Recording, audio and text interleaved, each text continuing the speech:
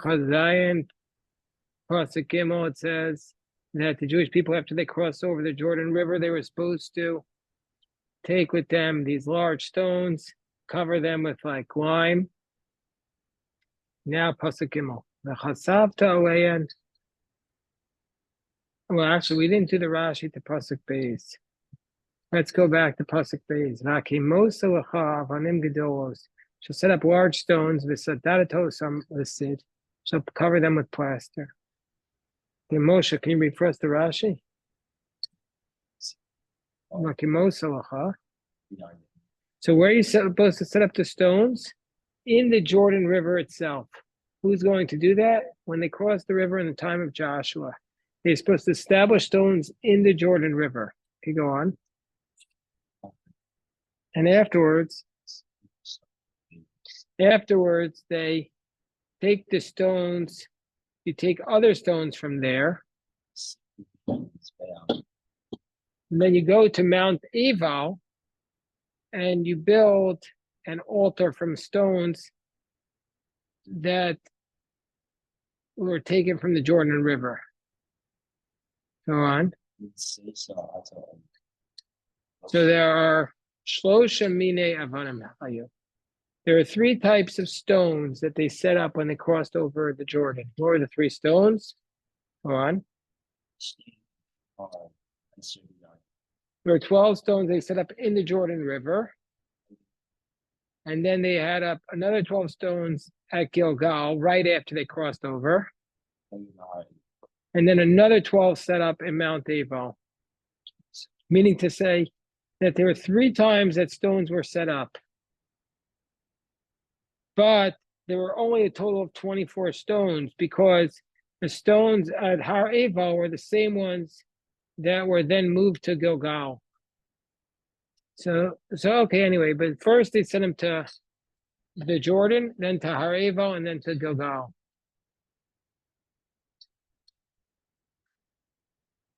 Okay, so so a total of 24 stones were set up. 12 in the Jordan, then 12 in harah, and then they moved those to Gilgal. Because that way, and it's called the Torah, so you should write on these stones the entire Torah. It's a lot to write on the stones. Some suggest that maybe it's just the outline of the Torah, or maybe the 10 Commandments, or the Shema. But literally it says you should write the whole Torah, when you cross over. So he comes to the land that God gives you, Eretz Avas Chalav Dvash, like God spoke to you. But literally here it's saying that you write the whole Torah. But just curious from my friend here, this great rabbi who does this work, if he comments on that. Chapter 27, what is it, Pasuk Gimel? Rabbi Stern. Let's see what he says. Raphael Michael Stern. Let's see what he says. Chapter 27, if he comments on it. 27. No, he doesn't say anything yet.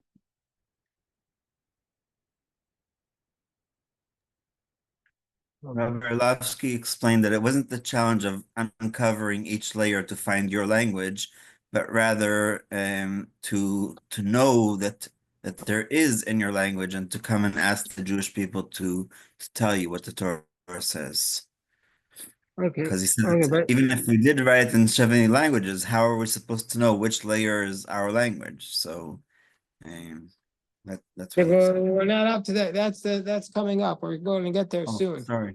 Yeah, we're only up to Pasuk Daled first. We're going to get to Be'er Eitei first. We'll get to that. Well, yeah, I mean, that's the next Rashi, but we just didn't do it yet. When you cross Jordan,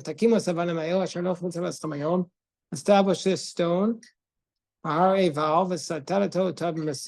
plaster them with lime.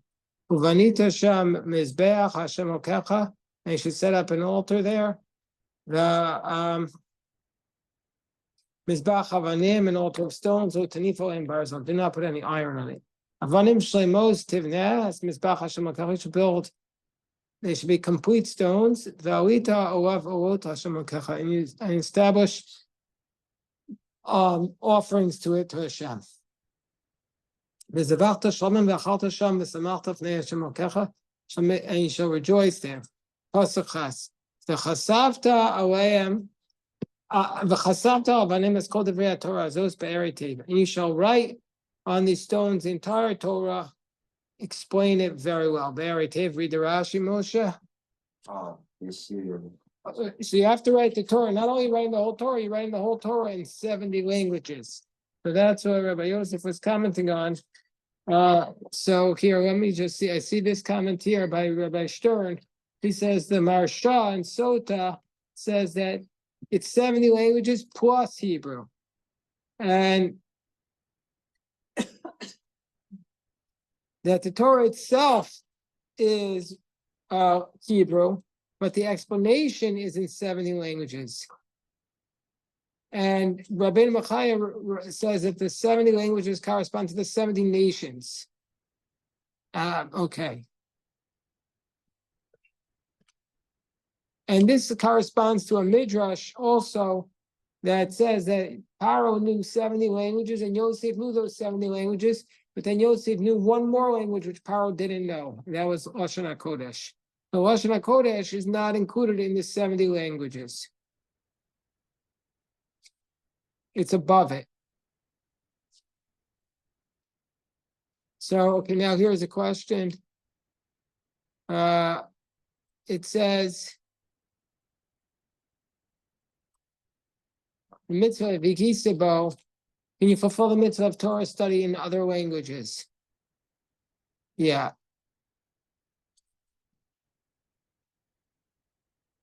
Obviously you can. Okay, anyway, I don't even go into discussion about it, even though he has it. Okay. All right, so next pasuk. Vayidaber Moshe v'Kohanim Avim al Kol Yisrael, and more Moshe spoke to the Kohanim Avim, to all of Israel, saying, Haskes. What's the word Haskes mean? Well, let's see. Rashi says, Kitar Gumo. Look at the Unclus. You don't have the Unclus there? How is that possible? He doesn't give you the Targum? Rabbi Steinsaltz? Yeah, he doesn't have it. Okay, but we have the Targum here. And what does it mean? The Targum says Haskes, which in Pasuk Tet, he says, Ushema, meaning listen and hear, O Israel. It's like, so he's saying, take heed or listen. That's how Mordechai translated. Today you will be for a people, for Hashem your God. Haskes. Ketargamo. Okay, look at the next Rashi, Moshe.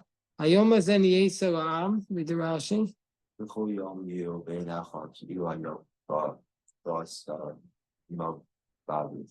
But every day should be in your eyes as if today you came into the covenant with God. Every day has to be like it's your first day of entering into the bris. Every day. In this context, as though we went to the Daf Yomi this morning, that the Kohen Gadol brings a minchas chavitin every single day. So every day is like that day. Since I had Rabbi Yisrael Michal Stern open before, he says, can you fulfill the mitzvah of Torah study with just thinking? Just thinking about Torah. Do you fulfill the mitzvah, or do you actually have to say it? Because it says, haskes, pay attention. So, Say what? to come out of your lips instead of your mouth. Well, right. So do you have to say it? But so it says in the Gemara in Brachos that Rav Yossi says there's a dispute about Kriya Shema, whether or not you need to say it. But by all other mitzvahs, you don't need to say it. But what about Haskes? So he says that's by Torah study. By Torah study, you need to say it. So this is the Karen Ora says we learned from here that Torah study requires speech. So when you're in the Chavrusa, when you're studying in the base Medrash, Moshe, everybody has to speak. You can't just sit there quietly like a library, right? Yeah. Everybody has to speak because the mitzvah of Torah studies in this week's parsha haskes that you need to speak. So, and it says there in the Gemara Brachos, Torah study is different ki kurohu b'dibur. But it's a dispute.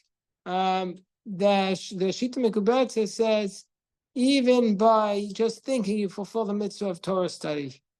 And so too, the Vilna Gaon says that. So this is relevant. Why is this relevant?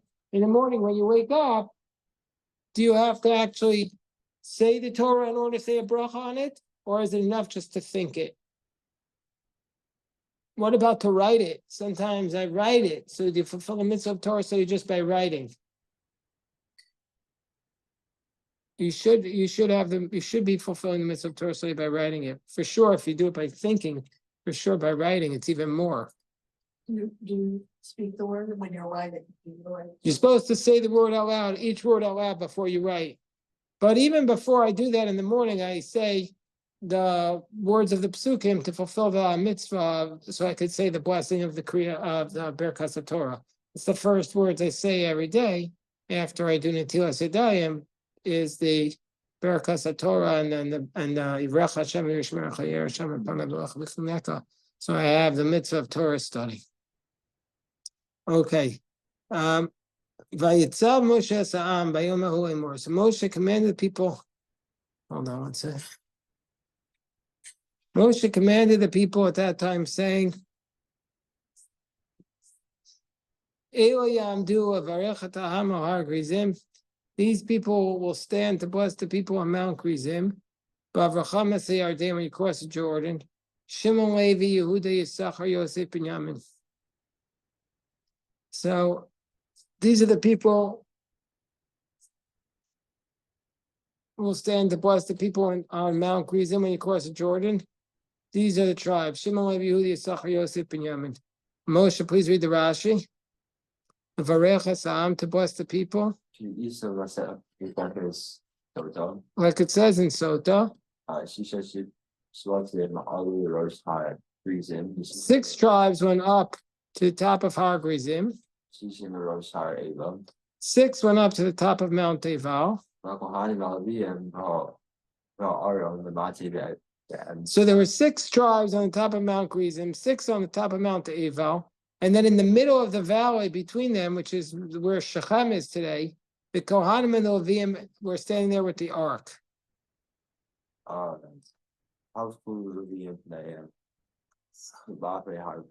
So the Levites turned their face towards Mount Gerizim, and they started by reciting a blessing. Say, blessed is the one who does not make a false idol. And everybody says amen, both the ones on Mount Gerizim and Mount Eval. Then they turned their face to Mount Eval, and they opened with a curse. They say, cursed be the man who makes a graven image. Then that's the case it is with all of them until they come to the one. Cursed be the one who will not uphold. Okay. So then, and the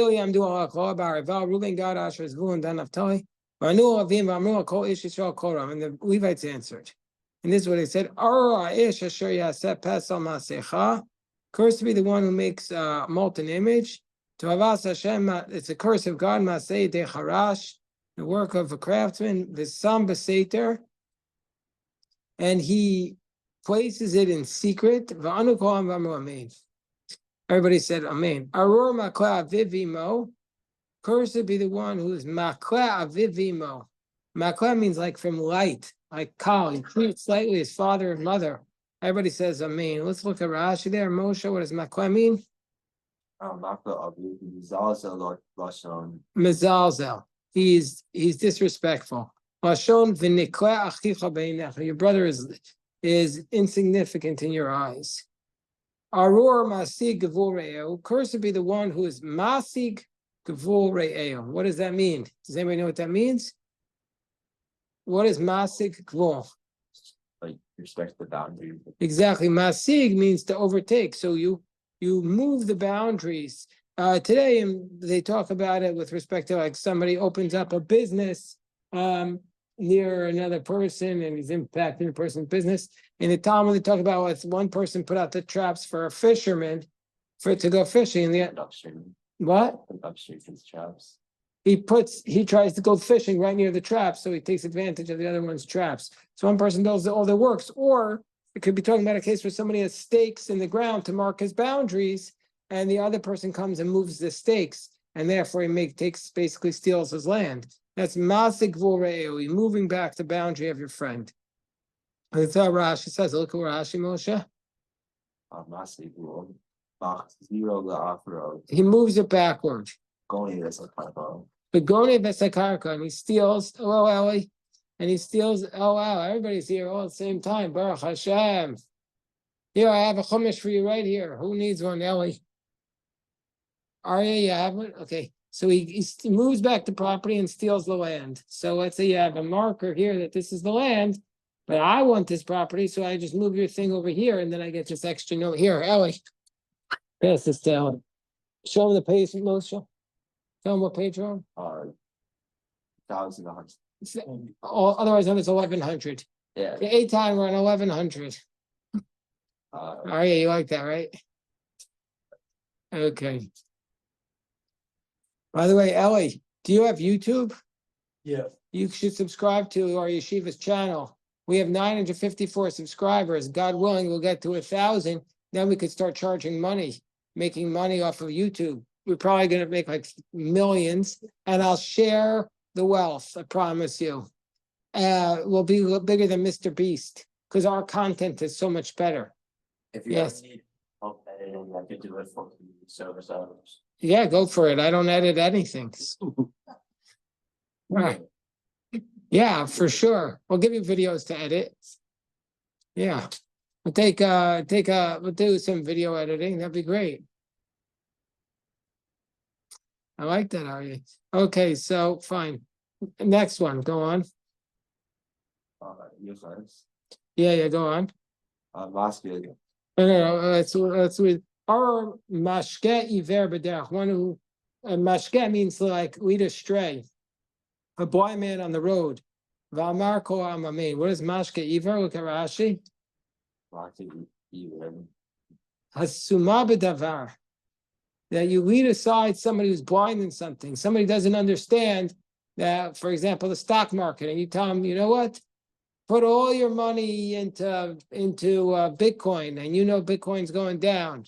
So I'm not saying it is. I'm just saying you say put all your money into Amazon or whatever. But really, you know it's all going down.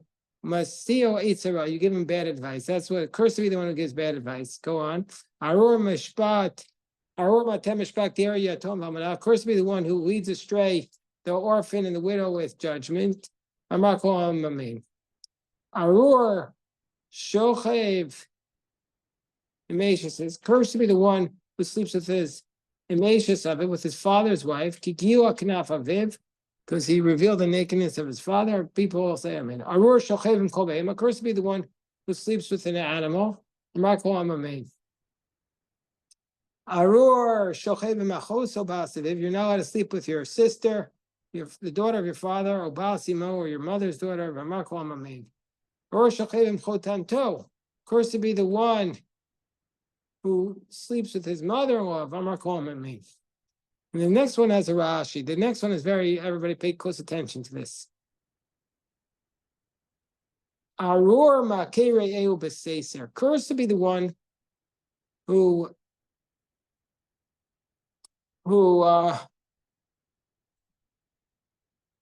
curses his friend in secret. Curses his friend in secret. What does that mean? Look at the Rashi here. And then I want to Curses, read it to you. What? curses? The one who strikes his friend in secret. I thought you said curses, sorry. One who strikes his friend in secret. But what does Rashi say? Moshe, read the Rashi. Here, I'm gonna pull something up. Rashi says this is written about lashon harah. Wait, so Rashi says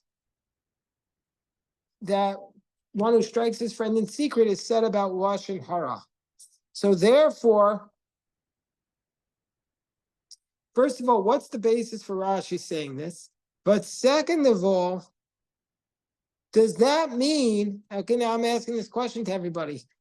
Does that mean lashon harah is only if you say it in secret? But if the guy is in front of you, let's say not Moshe, let's say somebody else says about me, lashon harah, when I'm right here, is that lashon harah? What? Well, the implication of Rashi is that lashon harah is only in secret, and not if it's right in front of you. So I saw a beautiful discussion of this, and by Rabbi Daniel Feldman, and he points out that the Chafetz Chaim says, if you speak lashon harah in front of the person, not only is it not less severe, it's even worse.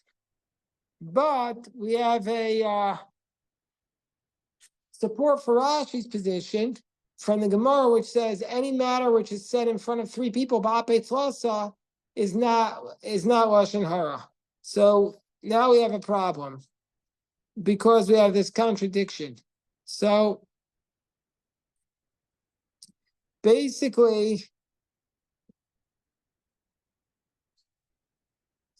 someone is saying, well, if you speak bad about the person when they're there, it's bad, but it's not lashon harah. But others say that it relates to lashon harah. The Maharal says lashon harah is only something if it's said from a distance. Meaning, if you're right there and you hurt the person, then it's not lashon harah. It's something bad, but it's not categorized as lashon harah. Chafetz Chaim rejects that. Basically, there's two types of lashon harah. This is what Rabbi Daniel Feldman says. He says there are some where it's a direct factual allegation. And then there are others where you're like criticizing the person, negative judgment. So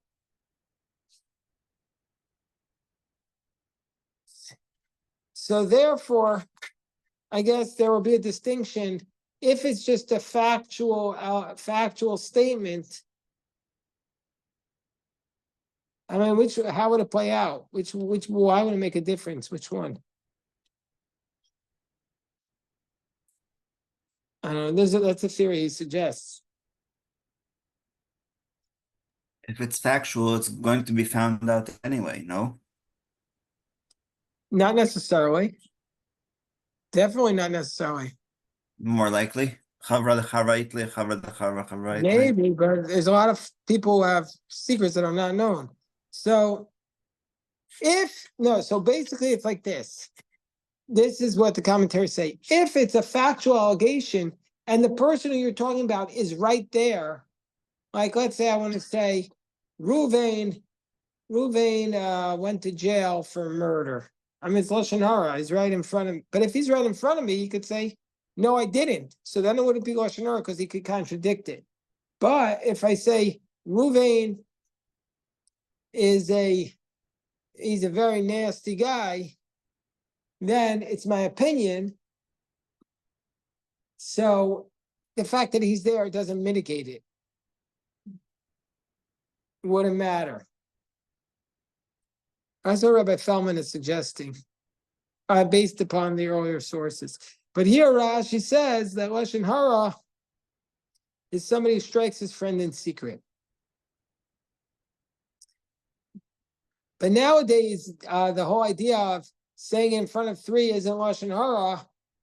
It can't apply anymore because every time you say something today, it's said in front of three. That means that you can't say lashon harah on Twitter or Facebook or Instagram because it's said in front of millions of people. So that so-called heter for lashon harah doesn't apply. In fact, it's much more dangerous today. People, and also today, one of the reasons why they said if you say something in front of three, it's not lashon harah, is because presumably it could easily be refuted. But today, the lies that are going out are just the most fantastical lies ever, and they can't be refuted because it's impossible.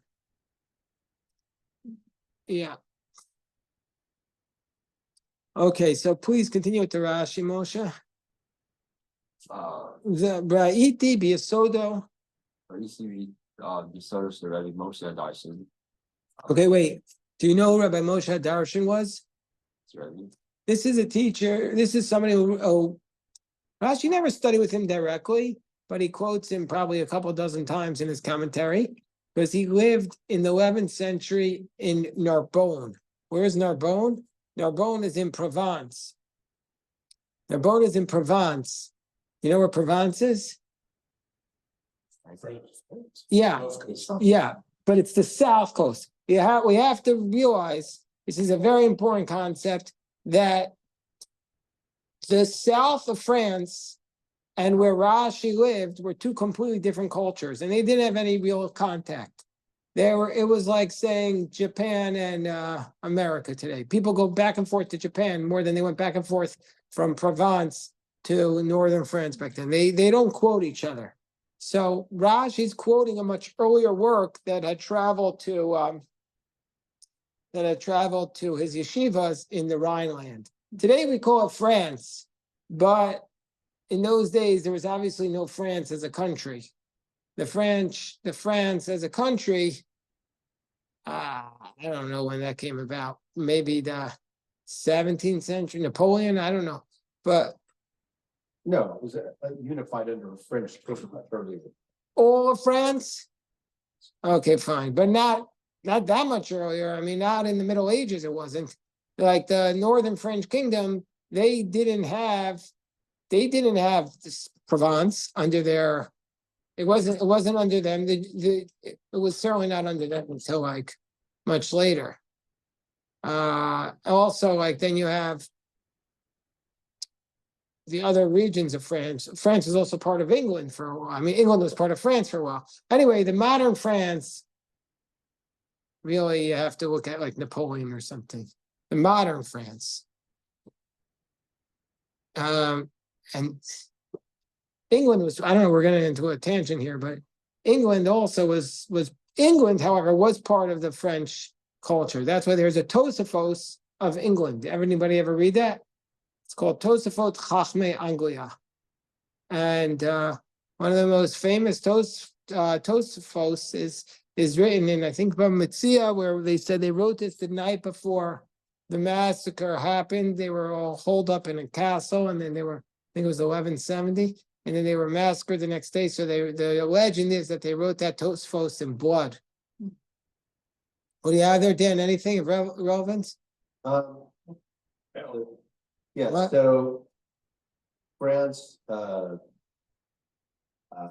France came into being, West France, in 843, when the Empire of Charlemagne was divided. Yeah. And it consolidated more and more until about the 1500s. That's when what we would think of that's when it became a centralized Okay. state, Yeah. which had Brittany and Burgundy. And what about Provence? Brittany and Burgundy is not Provence. South and Languedoc was also Languedoc, right? What did they say now? What about it? Languedoc. Yeah. Like south of France. It's spread.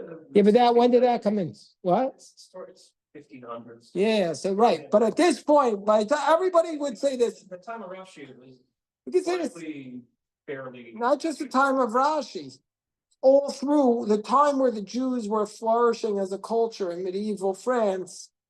It starts from like Rashi and goes through the 14th century. Then they get expelled. The incorporation of France, Provence into France happened in 1486. Okay, fine. The Jews were gone. 1981. The Jews were gone by then.